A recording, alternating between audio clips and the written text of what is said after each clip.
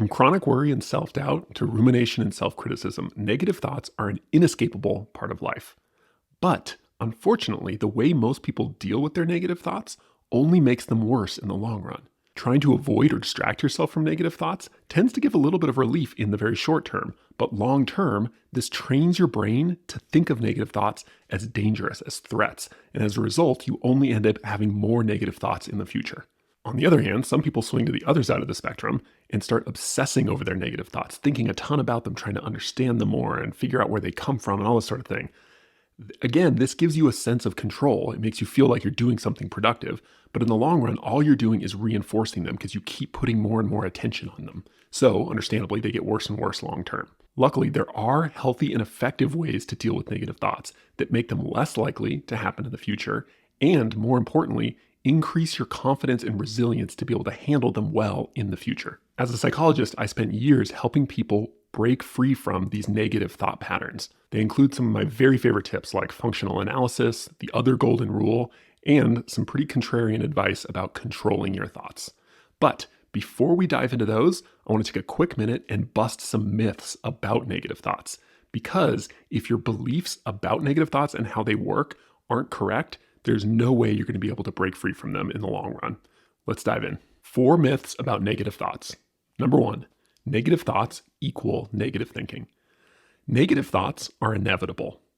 Negative thinking, however, is a choice. It's something you do. And learning to tell the difference is absolutely essential if you want to get better at managing negative thoughts. So here's a good example that illustrates. Let's say you're in the car on the way to work and a song pops up, and this song that pops up on the radio reminds you of your first crush in high school and how she dumped you. Now, you didn't choose to think about your first crush from high school and how she dumped you. Your mind, through process of association, just popped that thought into your head. It was not under your control. That's a negative thought, right? Now, what you do next is absolutely under your control. If you, in response to that thought, start elaborating on it and thinking about, oh, that was awful. I remember feeling XYZ. How could she have done that to me? She should have talked to me first. I remember what it was like that day I walked into the gym, ... et cetera, all that kind of stuff, right? This elaborating on your negative thoughts is something you have control over, even though it can feel very automatic. So this distinction really matters because if you spend all your time and energy trying to control something you can't actually control, your negative thoughts, not only are you going to be unsuccessful and frustrated, but you're also wasting time and energy that could go to changing something you can control, which is your negative thinking. Number 2, negative thoughts are bad. Not at all. In fact, a lot of negative thoughts are very good. To illustrate this, imagine you are, let's say just walking down the street, out for a little walk after dinner. All of a sudden, you start having really intense chest pain. Your chest starts feeling really tight. And a bunch of thoughts start flooding your head about, am I having a heart attack? Do I need to go to the emergency room? Should I call 911? Stuff like that. Now, in this case, those thoughts are going to lead to some pretty unpleasant emotions like anxiety, panic, fear, stuff like that. But just because those thoughts and the emotions that come from them are unpleasant, it doesn't mean they're bad. There are all sorts of things in life that feel bad, but are actually good for us. Think about exercise. When you're lifting weights, your muscles feel really bad, uncomfortable, right? Or when you're sore afterwards. But not only is it not a bad thing, it's actually a good thing. It's a sign of growth. Or maybe you're learning to play a new instrument and your fingers hurt because you're trying to learn new fingering on the guitar and it's really uncomfortable and painful even. Or you're practicing learning a new foreign language and it's really uncomfortable and awkward and embarrassing because you're messing up all the time. And all that stuff feels bad, but is actually really good for you because it's growth promoting. So it's important to understand just because a thought feels bad doesn't mean it is bad.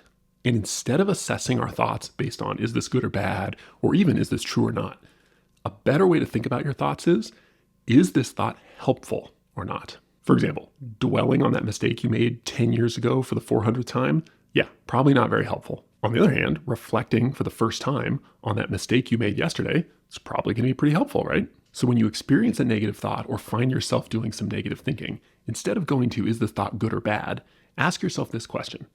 Is this way of thinking helping me or hurting me right now? Number 3, if I have a thought, it must be true. Now this one sounds ridiculous when you say it out loud, but it's surprising how often we act as if it was true and we believe this. So, for example, let's say you are at work and you finish giving a big presentation to your team. You ask if there are any questions. Crickets. Nobody raises their hand. Nobody says anything. Immediately, the thought that goes through your mind is, oh my God, they hated it. And then you keep thinking to yourself, I knew I shouldn't have used slides. I'm always so boring when I use slides. Why did I do that? I'm such an idiot. On and on and on. All this kind of negative thinking. Like a good friend giving you advice, your brain is always well-intentioned, but frequently dead wrong. So the lesson here is, rather than treating your thoughts as gospel truth and just assuming that of course they're true, you should actually treat them with a little bit more skepticism. Put a slightly different way, you should listen to your thoughts, but never take orders from them. Number 4, when my brain talks, I need to talk back. One of the things I tell my clients all the time is, just because you have a thought doesn't mean you need to keep thinking it. To kind of illustrate this metaphor, I like to think about your email inbox, right? You get emails all the time from all sorts of people. Some of your emails are really important. Maybe it's from the IRS or an old friend who you haven't talked to in a long time. But you also get tons of junk and spam. But imagine if you treated your email inbox like you treated your brain and responded to every single thing that came into your inbox, including all the spam and all the junk, as if it was a super important message from the government or from a good friend.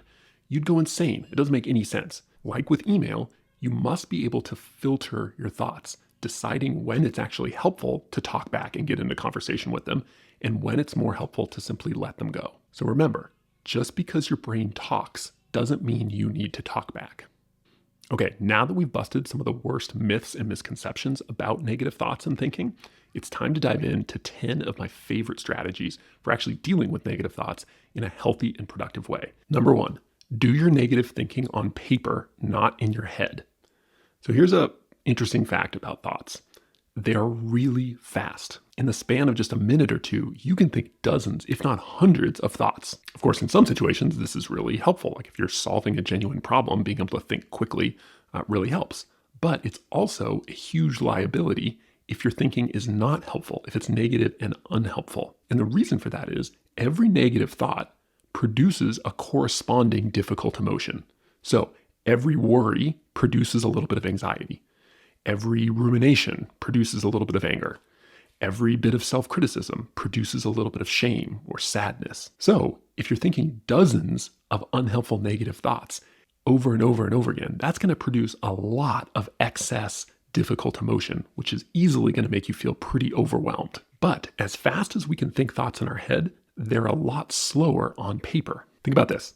If you set a timer on your phone for 30 seconds and tried to just think in your head as many thoughts as possible, you'd probably get a lot. In fact, I bet you could get at least a thought a second. You get 30 thoughts. But try this. Set a timer for 30 seconds and see how many thoughts you can write out by hand on paper.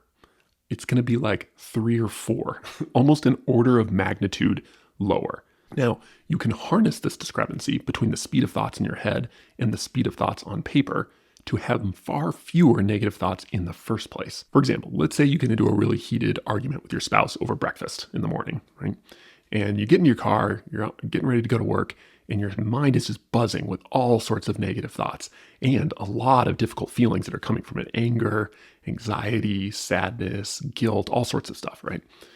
Now, if you were to let those thoughts continue for the next 30 minutes while you're driving to work, you're going to be so emotionally and cognitively overwhelmed from all that it's going to be really hard to stay focused at work and show up as your best self. On the other hand, imagine this. You sit in your car, you're about to leave the driveway, and you decide, you know what? I'm going to hit pause on these thoughts. And once I get to work, I'm going to dedicate 5 or 10 minutes and I'm going to write out all these things I'm thinking about and trying to process, but I'm going to do it on paper at a specific time. And until then, I'm going to hit pause and I'm just going to go about my drive and listen to a podcast or the radio. If you do this, there are a lot of benefits, but perhaps the biggest is you will simply have far fewer of these negative thoughts, which means you will have far less difficult emotion that's kind of thrown on top of an already difficult situation. If you struggle with negative thinking, pen and paper are your best friends.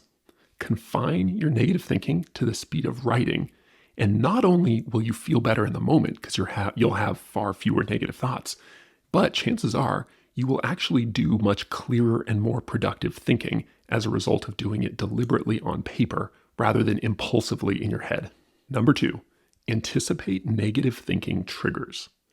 One of the reasons negative thinking can be so hard to break out of is because it takes us by surprise, and surprise is an emotional amplifier.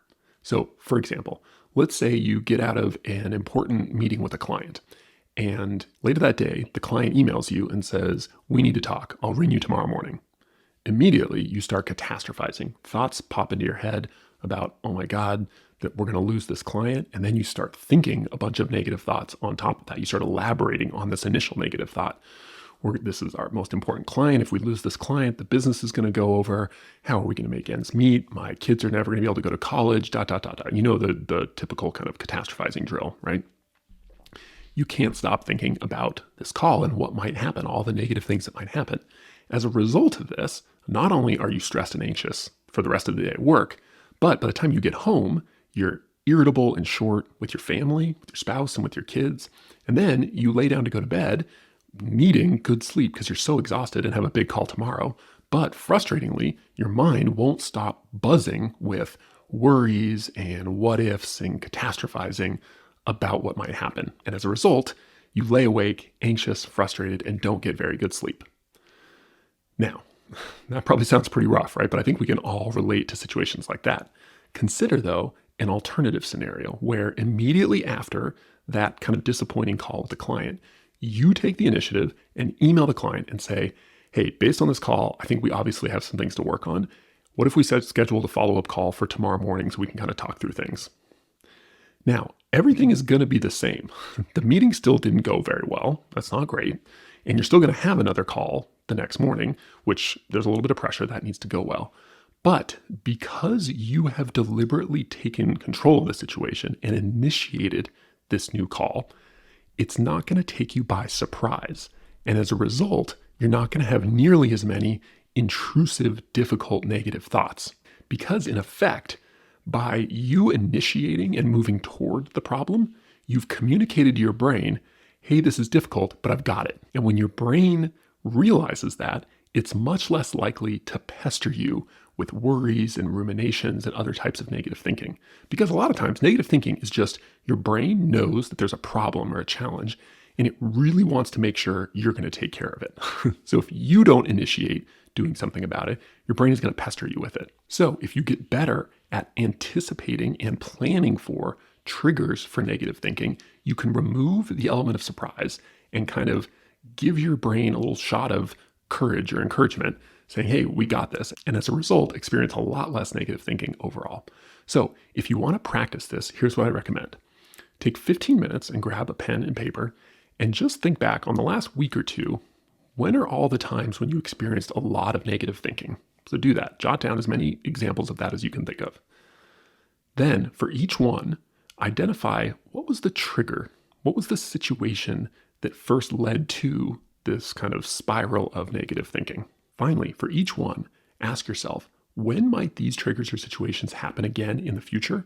And what could I do right now to plan for those well? Number 3, call out your cognitive distortions. Cognitive distortions are errors in thinking that both amplify difficult emotional responses and bias our behavior in pretty unhelpful directions. So there are many, many, many different kinds of cognitive distortions, but a few really common ones, just to give you an example, are black and white thinking, for instance. This is when you put things into artificially extreme categories. So something like, "Oh, like that movie was the worst," or "I can't believe I screwed up that interview. I was for sure the worst applicant." See, it's this kind of extreme thinking. There's no gray or subtlety or in-betweens. Another one is mind reading.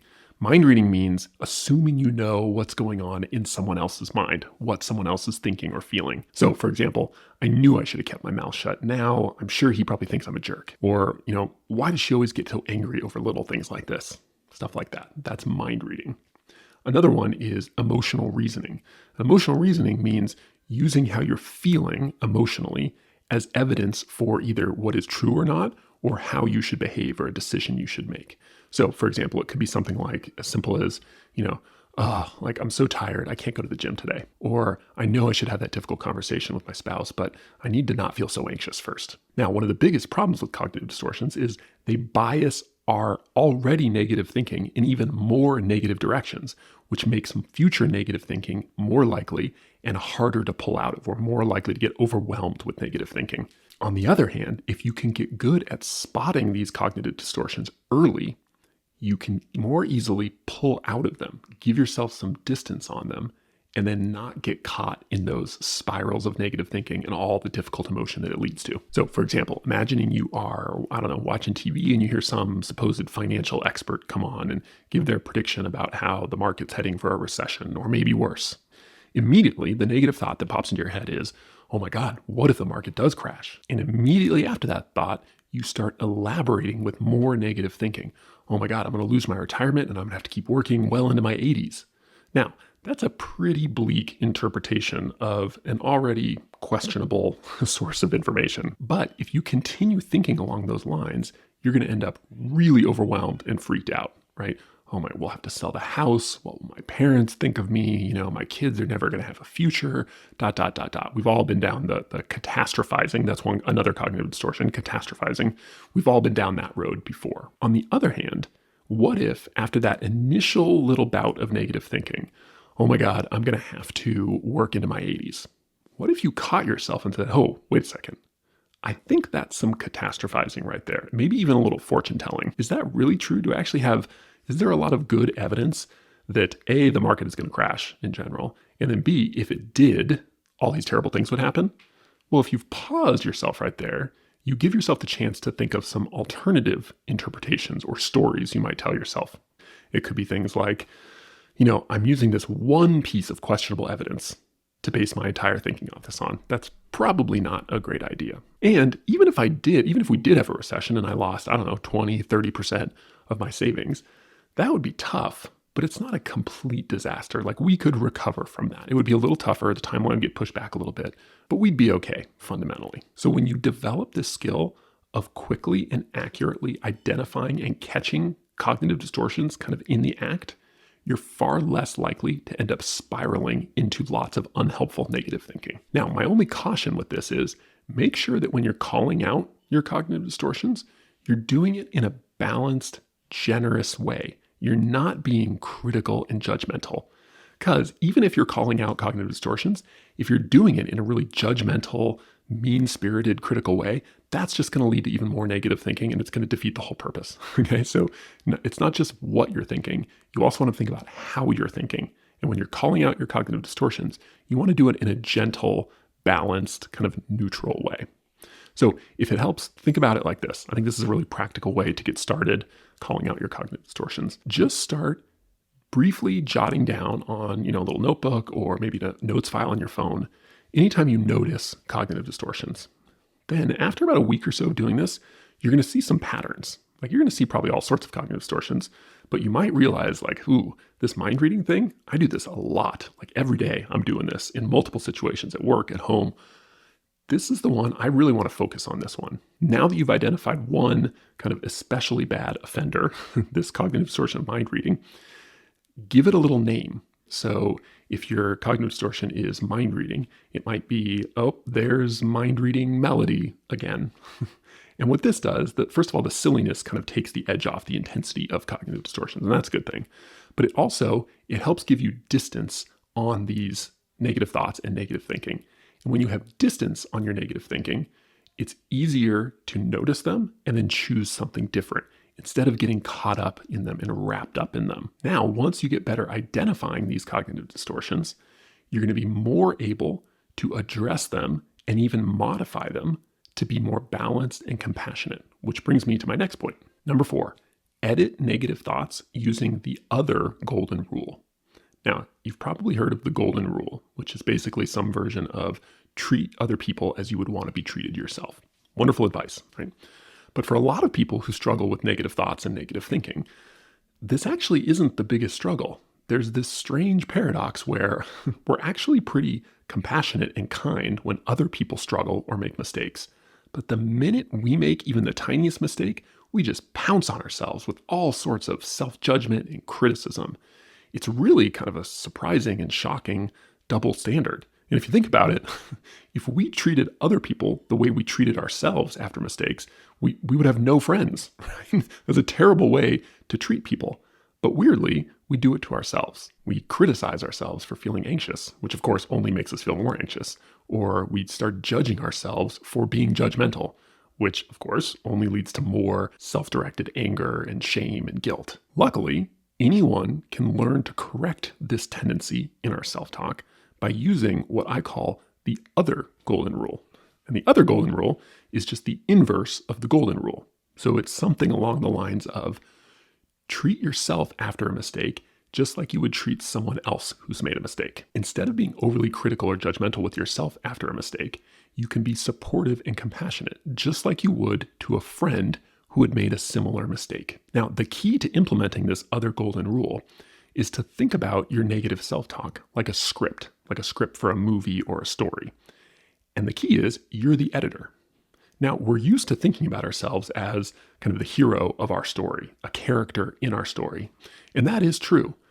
But sometimes the narrator of our story, that's our self-talk, it gets overly negative and judgmental and critical, and it worries too much, all this kind of thing. What's key to see here, though, is that in addition to being the hero and a character in your story, you are also the author of the story. You get to write the script if you want to. What this means is whenever a negative thought runs through your mind or you fall into some negative thinking, you can always pull out your metaphorical red pen like an editor would and start making some modifications to the script, to the story you're telling yourself about yourself or what's happening to you. For example, let's say you were in a conversation, kind of a heated conversation with your spouse, and you said something sarcastic, right? Immediately after the conversation, the thought runs through your mind, God, why did I say that? I'm such a jerk. There's some kind of overly intense negative self-talk. Instead, you could catch yourself there and say, well, wait a second. There's a little black and white thinking, the previous step, calling out cognitive distortions. And let me edit that. I'm going to pull out my red pen here. Let's see if we can edit that to be a little bit more balanced and compassionate. Let me treat myself like I would treat a friend in this situation. So you could say, you know what? I shouldn't have said that. That wasn't very nice. But everyone gets a little sarcastic sometimes when they're upset and in heated arguments. Or imagine you're at work and you're getting ready to walk into a really big, important meeting, and the thought pops into your head, God, why am I feeling so anxious? Get it together. Well, you could pull out your little editor red pen and instead modify that thought to something more balanced and kind of neutral and gentle. So you could say to yourself, yes, I am feeling anxious, but that's really just a sign that I care about that. So this is a really important meeting. It's normal to get a little anxious before high-stakes situations.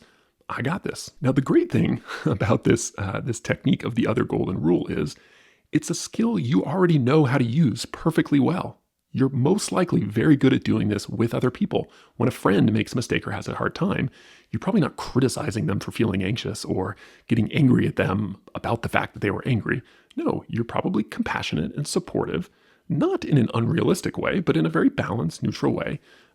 So you've got this skill. It's just a matter of remembering that you can pull out your little red pen and apply it to yourself. You can use the other golden rule, and when you're struggling, you can treat yourself like you would treat a good friend, with compassion and support.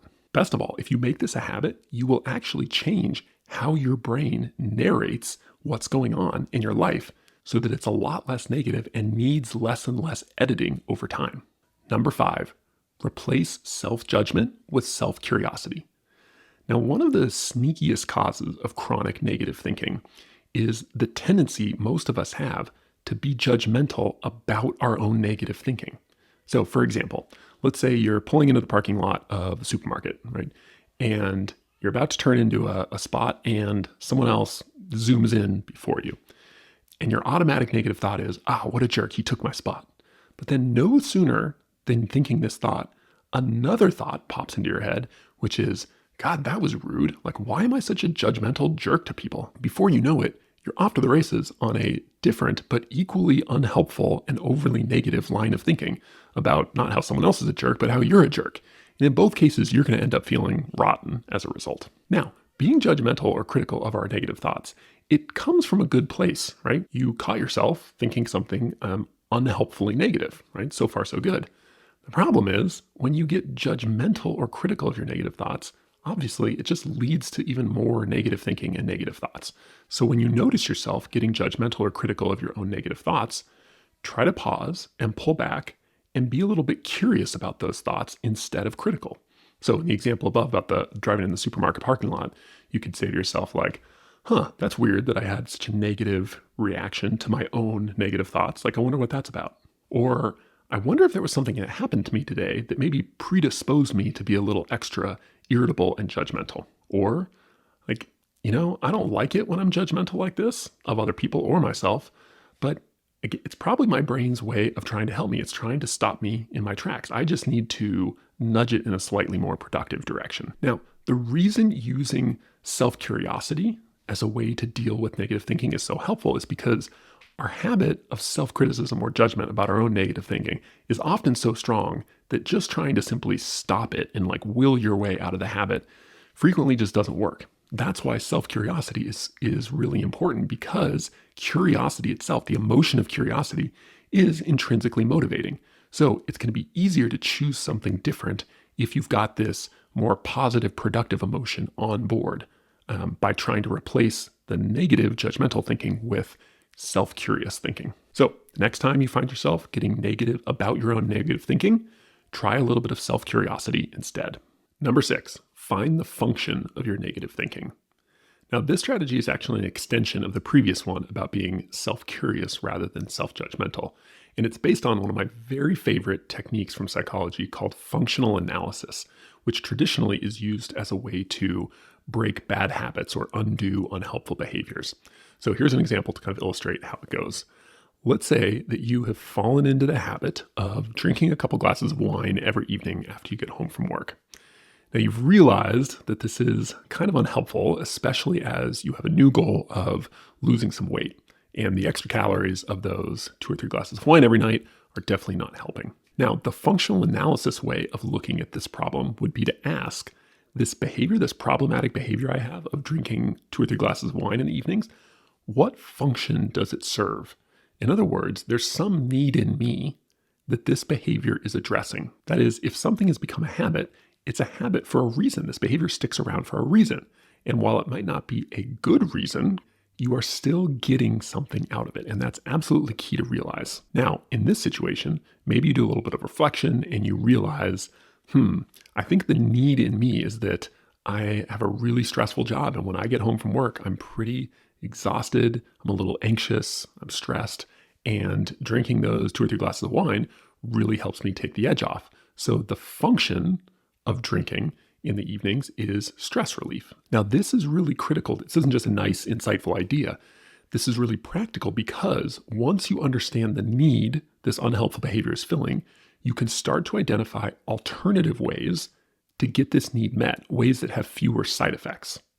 So in this case, maybe you decide to, recruit a couple friends and start a walking group where every evening at 6 o'clock, you all meet up and go for a walk for half an hour or something after you get home from work. Or maybe you decide to join a yoga studio, and instead of going directly home after work, you stop by the yoga studio and you do yoga for an hour, and that serves the function of addressing this need for stress relief. See, this kind of indirect way of breaking bad habits is actually much more effective in the long run than the more traditional kind of frontal assaults of I'm just going to willpower my way out of this bad habit of mine. Now, I'm going on and on talking about functional analysis because functional analysis applies not only to physical behaviors, but also to mental behaviors.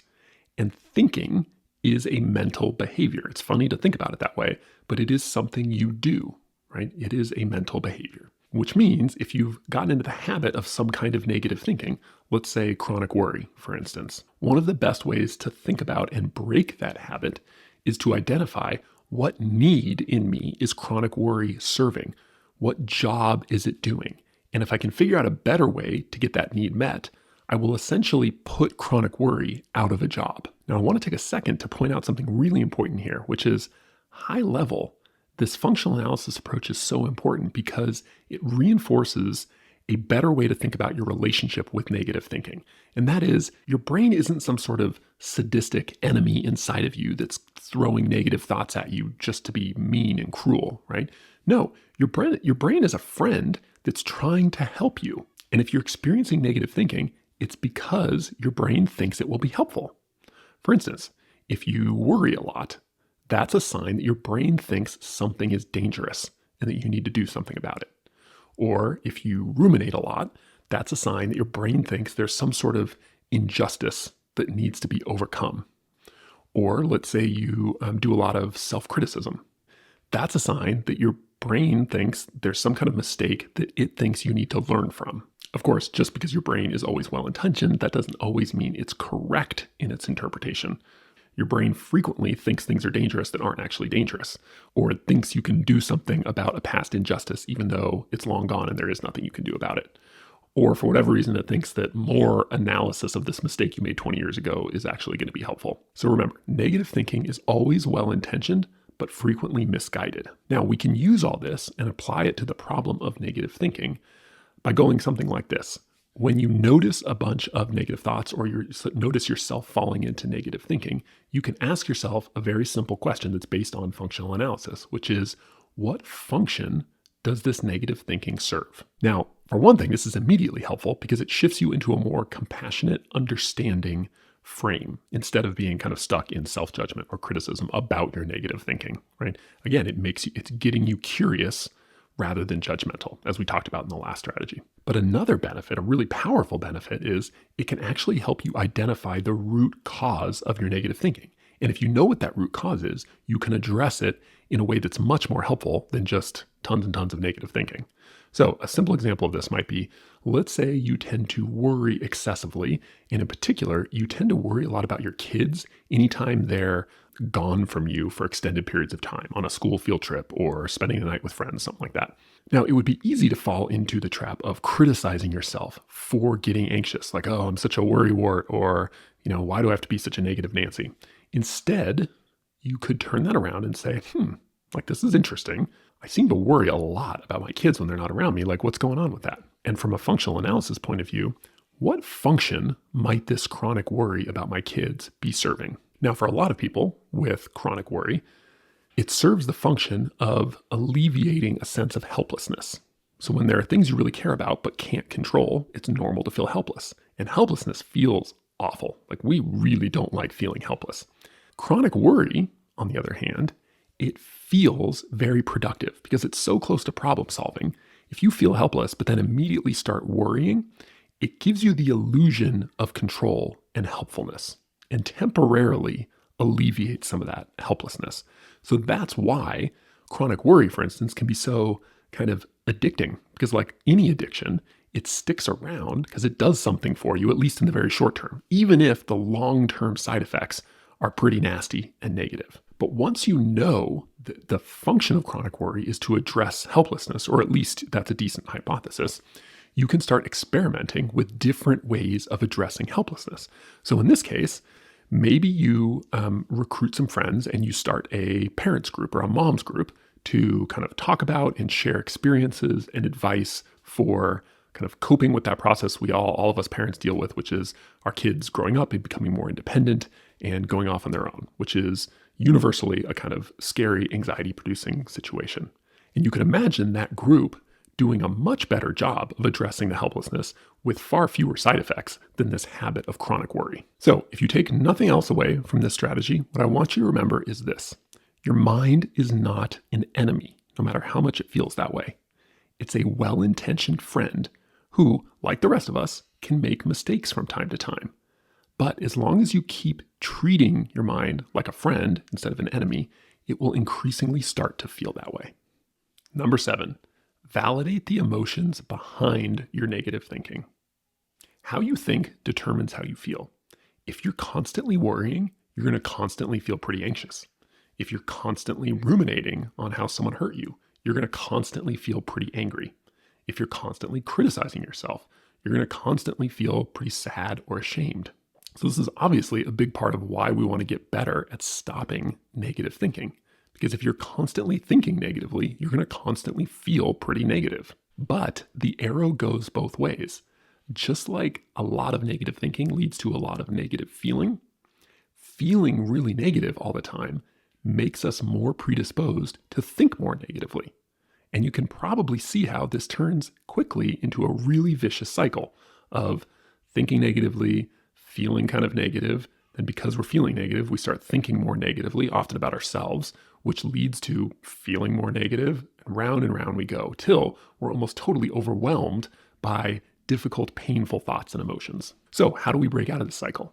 Well, we've spent a lot of time talking about strategies that pertain to our thoughts and relating to our thoughts in a different way and changing how we respond to difficult thoughts. But emotions are a big part of this equation too.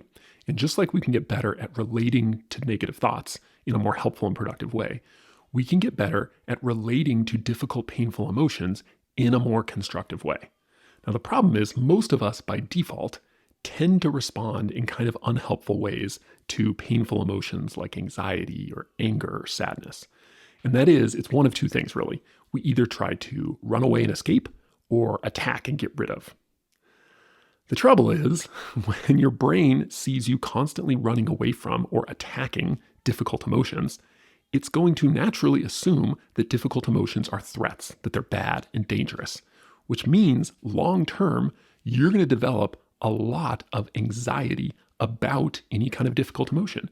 And if you're constantly anxious about being anxious or anxious about being angry or anxious about being sad, you're going to feel much, much more difficult emotion, which is going to push you towards much, much more negative thinking. And then we're back in that vicious cycle. Now, the antidote to this dilemma is relatively simple, though not necessarily easy. You need to stop fighting and fleeing your emotions and learn to validate them instead. Now, validating your emotions simply means reminding yourself that just because they feel bad doesn't mean they are bad or that you're bad for feeling them. Now, as we already talked about way back in the other golden rule strategy, this idea of being validating and compassionate, it's a skill we already have. Most of us can do this pretty well. Again, when a good friend is anxious, we don't immediately start berating them for feeling anxious, right? No, we support them. We validate that anxiety. So validation is a skill we already have. And again, it's just a matter of reminding to apply it to ourselves. And just like we can be validating and compassionate with our negative thoughts, we can also be validating and compassionate with difficult emotions. So as soon as you notice yourself feeling some sort of difficult emotion like anxiety or shame or sadness, try your best to validate it, to just remind yourself, okay, I don't like this feeling, but it's not bad. It's okay that I'm feeling this way. It's valid, no matter how unpleasant it is. The next step, after you initially validate, you need to be willing to tolerate the emotion.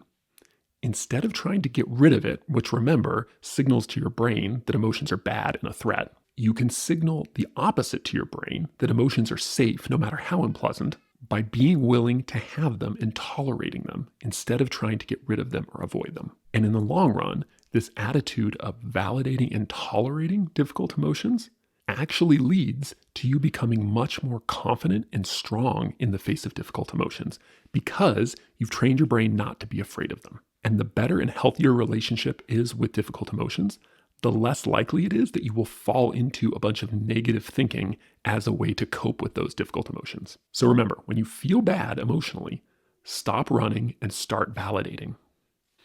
Number 8, accept your thoughts, control your focus. Now, one of the things that makes negative thinking so tricky is that while we do have some control over our thoughts and our thinking, we never have complete control over our thoughts and our thinking. So in the beginning, remember we distinguished between a negative thought versus negative thinking. You can't control whether your brain chooses to throw a thought at you. That is totally out of your control. However, you can control how you respond to it, whether you continue thinking along those lines and elaborating on that thought, or whether you choose to think something different or put your focus somewhere else. Put another way, while you can't always control your thinking, you can always control your attention, what you choose to focus on or not. For example, you can't decide or control whether a painful memory pops into your head, but you can control whether you start to ruminate on or dwell on that memory, or whether you shift your focus back to, I don't know, that game of Monopoly you're playing with your kids. Another example would be, let's say you're in a kind of heated discussion with your spouse and old resentment kind of pops up about something that happened in your marriage a long time ago. You didn't choose for that resentment to pop up, but you can control whether you elaborate on it or share it, or whether you don't and put your focus on something else. Of course, shifting attention and focus, especially away from things that are really compelling, like painful memories, for instance, even though it's not rocket science, it's relatively simple conceptually, it can be surprisingly hard to actually do in practice, especially to do consistently. But that doesn't change the fact that you always have control over your attention. So remember, I can't always control my thoughts, but I can always control my focus. Now, if you've been listening carefully, you might be thinking to yourself something along the lines of, well, but if I just immediately shift my focus to something else anytime a negative thought pops into my mind, aren't I telling my brain that these thoughts are bad? And won't that just make more and more of these thoughts pop up over time? Excellent question. It's a very important question. And yes, if that was true, if your immediate reaction to a negative thought was to just distract yourself and shift your attention onto something else, that would not be productive in the long run. So an important caveat to this point is before you shift your attention or focus onto something else away from negative, unproductive thoughts or thinking, it's important you do a few things first.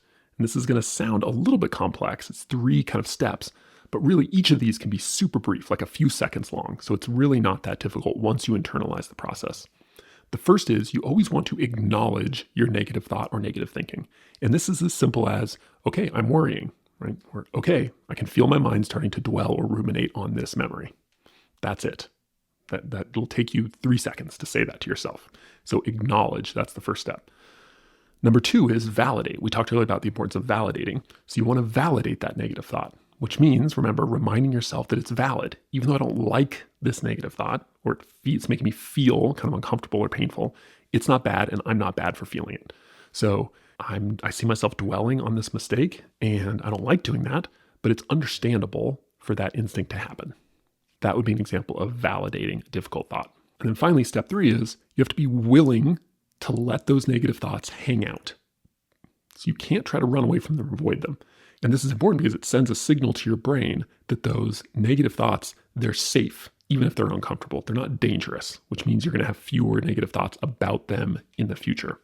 So the key there is, it sounds a little silly, but literally tell your negative thoughts, okay, you guys are welcome to hang out, but I'm going to shift my focus onto something else. And then that's what you do. Move your focus onto something more productive and away from the negative thoughts or thinking. So to sum all this up, what I really want you to remember is this little mantra you can say to yourself: I can't always control my thoughts, but I can always control my focus. Number 9, use the 3 M's to move past negative thinking. Now, someone wise once said something along the lines of, I can think my way into almost any unhappiness, but I've rarely thought my way out. Now, the implication here is that often the best way out of negative thinking is to behave your way, to act your way out, rather than trying to think your way out. For example, let's say it's, a Saturday afternoon and you find yourself in some sort of spiral of self-criticism, let's say. Which of these 2 options do you think is going to be most helpful in terms of getting you out of your negative thinking? Trying to sit there and analyze why you fall into self-criticism so often? Or lacing up your tennis shoes and going for a walk for 20 or 30 minutes around the neighborhood? Yeah, probably the second one. Because while thinking is a very powerful tool, if you're already stuck in a cycle of negative thinking, more thinking often just makes it harder to get out. Alternatively, it's important to always remember you can just do something instead. Of course, as we talked about earlier, you don't want to impulsively just do things to distract from negative thinking, right? You want to walk through those 3 steps we just talked about of acknowledge, validate, and be willing to have them. But the point is, oftentimes more and more thinking, even though that's our instinct, because a lot of us are thinkers and problem solvers by nature, it's not always more helpful. And when you're stuck in a cycle of negative thinking, that can often make it worse. So behavior, action, doing something different is always a possibility you want to keep in mind. And if it helps, I have a little framework for this that I call the 3 M's. And the 3 M's are move, make, and meet. Now, I've found that these 3 types of behaviors, physically getting your body moving, right, making or fixing something, using your hands to do something productive, or meeting, actually interacting in a meaningful way with another person. These 3 types of behaviors, for whatever reason, these 3 types of behaviors seem especially good at helping people break out of unhelpful negative thinking patterns. For example, let's say you own your own business and you find yourself worrying about some aspect of your business in the future. How could you break out of that negative thinking spiral? Well, you might, if you want to start with the first M, you might move. Let's say you decide, you know what, I'm going to take an hour, I'm going to go to the gym, I'm going to get a little workout in, and then I'm going to come back and revisit things. Make, you could bake your daughter a batch of her favorite cookies, right? Or meet, maybe you kind of on the moment decide to, I'm just going to call up an old buddy from college and maybe we'll have a chat. So if you need a kind of behavior to break you out of some unproductive negative thinking, remember the 3 M's: move, make, and meet. Because often the best way out of negative thinking is to get out of your head and into your body instead. Number 10, the final strategy: relax. Now, if you're the kind of person who struggles with a lot of negative thinking, there's a good chance you're a striver, someone who's goal-oriented, ambitious, hardworking, and damn good at solving problems and thinking critically. And while these qualities and skills are all very helpful in most aspects of life, they can backfire spectacularly when the problem you're trying to solve is negative thinking. And here's why. The more you treat your mind like a problem, the more it will start to feel that way. But no part of your mind is a problem. Remember, your mind isn't an enemy out to get you. It's a friend trying to help. And even though its help and advice isn't always all that helpful, and sometimes is just utterly wrong, no good will come from trying to fix it or eliminate it or solve it. That will only teach your brain to fear negative thinking, and which will lead to even more negative thoughts in the future. So try to relax into this goal of managing your negative thinking. And what I mean by that is, if you think about any kind of professional, like an athlete or a musician, they perform best when they relax into performing. They're strong, they're alert, but they're also calm and relaxed. That actually leads to the best performance, as opposed to being tense and tight and anxious and trying to perform like that. So with that in mind, I want to leave you with one very simple, very practical way to embody this idea of relaxed striving when it comes to managing negative thoughts well. And that is, as you reflect on these 10 strategies I've shared with you, give yourself permission to totally ignore 9 of them, and just pick one to focus on. Think about the one that resonated the most for you, and then gently try to implement it in a small but consistent way over time. Don't rush. Don't try to transform yourself in 48 hours. Just pick one small thing and implement it a little bit every day or on a regular, consistent basis.